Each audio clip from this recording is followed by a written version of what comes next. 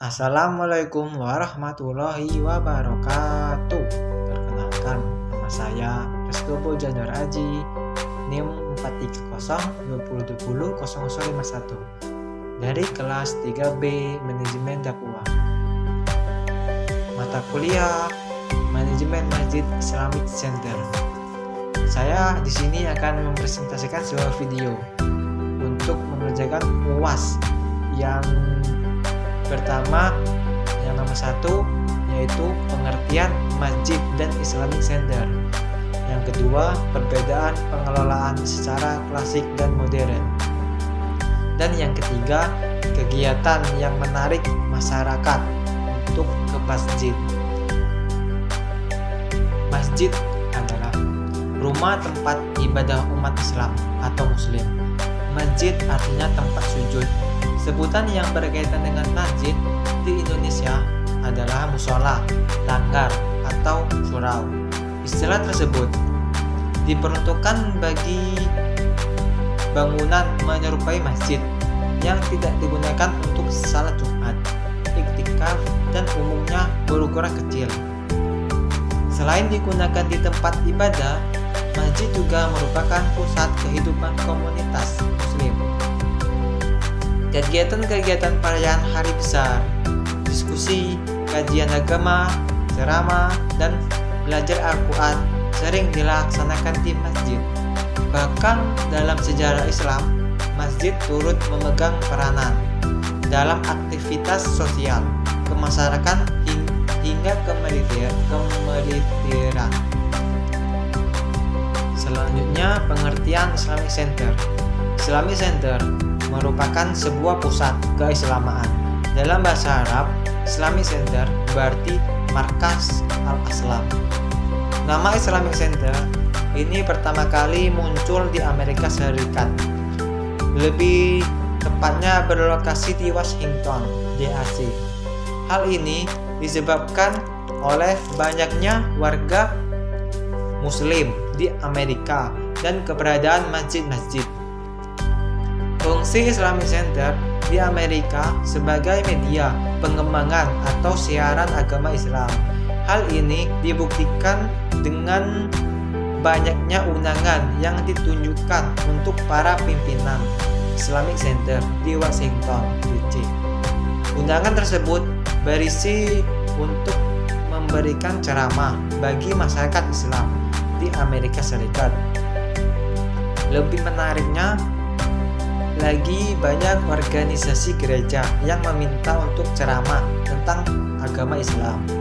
Jadi intinya, Islamic Center merupakan pusat pendidikan, pengajian, dan siaran agama serta budaya Islam. Batasan pengertian Islamic Center dapat diartikan sebagai berikut: 1. Memiliki pusat, 2. Pendidikan, 3. Pengajian, 4. Penyiaran atau dakwah, 5. Kebudayaan. Selanjutnya, soal nomor 2, perbedaan pengelolaan secara klasik dan modern. Yang itu pengelolaan masjid secara klasik, ilmu kalam klasik teologi Islam yang pokok pembahasannya lebih cenderung kepada ketuhanan. Objek kajian kalam klasik: 1. Masalah kebebasan berkehendak, yaitu apakah manusia memiliki kebebasan berkehendak atau tidak. 2. Masalah sifat Allah, yaitu apakah Allah memiliki sifat-sifat itu merupakan bagian dari zatnya. Yang ketiga, batasan iman dan perbuatan, yaitu apakah perbuatan manusia itu merupakan bagian dari keimanannya atau terpisah. Yang keempat, perselisihan antara akal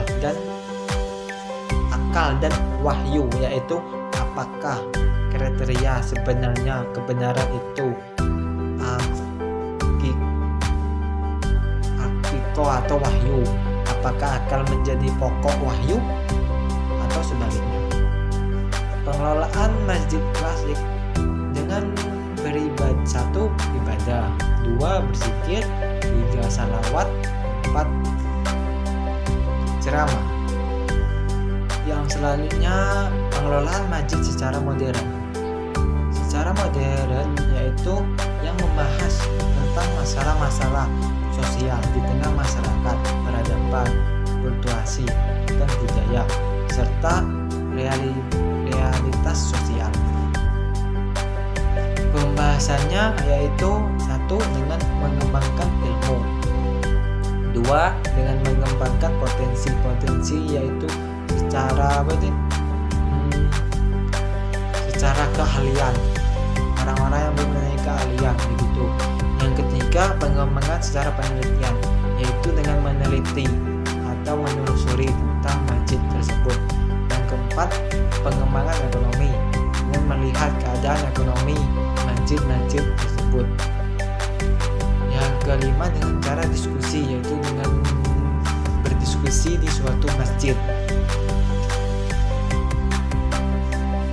Yap, itulah perbedaan pengelolaan secara klasik dan modern menurut saya. Berikutnya, yang ketiga, kegiatan yang menarik masyarakat untuk ke masjid. Kegiatan yang menarik masyarakat ke masjid misalnya nomor 1, salawat.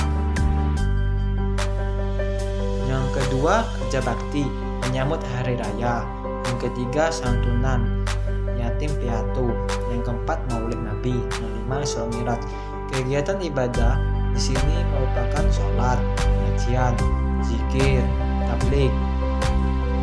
Misalnya usaha bisnis seperti koperasi, warung, dan wisata. Yang itu kegiatan misalnya pendidikan di sini maksudnya madrasah, pelatihan dai, dominan. Yang keempat, olahraga yaitu bela diri, futsal. Pusat kegiatan agama, pendidikan, ibadah, pembinaan. Di dalam kegiatan yang menerima masyarakat ke masjid itu, kadang-kadang tuh di suatu masjid memiliki organisasi kan, misalnya seperti organisasi Irmas, Ikatan Remaja Masjid. Nah, di situ organisasi Irmas di sini mengajak masyarakat misalnya dengan maulid Nabi. Nah, mereka tuh mengadakan seperti ceramah di dalam masjid. Nah, mereka mengajak masyarakat untuk ke masjid dan mengikuti maulid Nabi. Misalnya mereka tuh sebuah organisasi itu menyantar ustadz para dai untuk ke masjid. Nah, para organisasi tersebut mengajak seluruh masyarakat untuk bergabung melalui maulid Nabi, melalui undangan. Nah, mungkin itulah yang dapat saya sampaikan. Apabila ada kata-kata atau kurang jelas, saya mohon maaf. Saya akhiri. Assalamualaikum warahmatullahi wabarakatuh.